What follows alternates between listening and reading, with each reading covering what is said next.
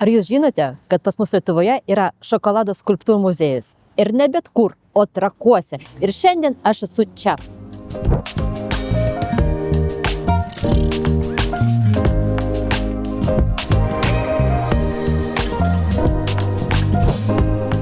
Koks drakonas, nieko savo.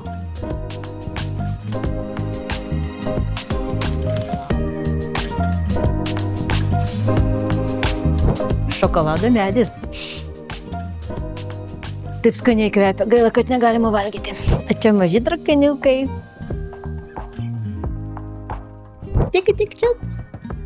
Prie balerinos rasite receptą, kaip galima pagaminti naminę šokoladą plombyrą.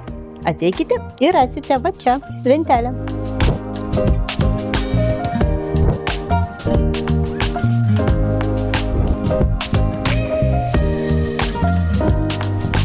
Net 4 kambariai čia yra.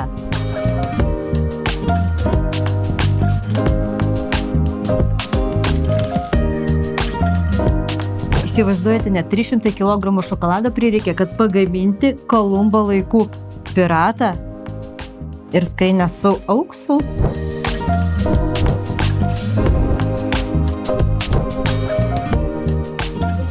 Šokoladas. O čia ir Majų kalendorių radau.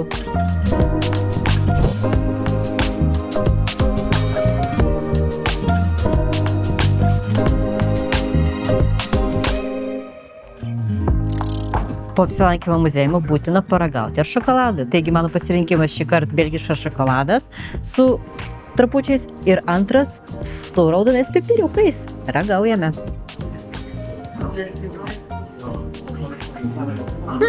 Traškus. Įdomus variantas. O čia su pipiriukais.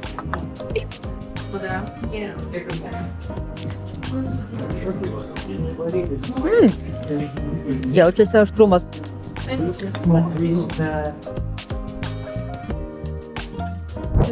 Žinokite, šokoladas su trufeliu ir čili pipirais. Wow, užskaitau.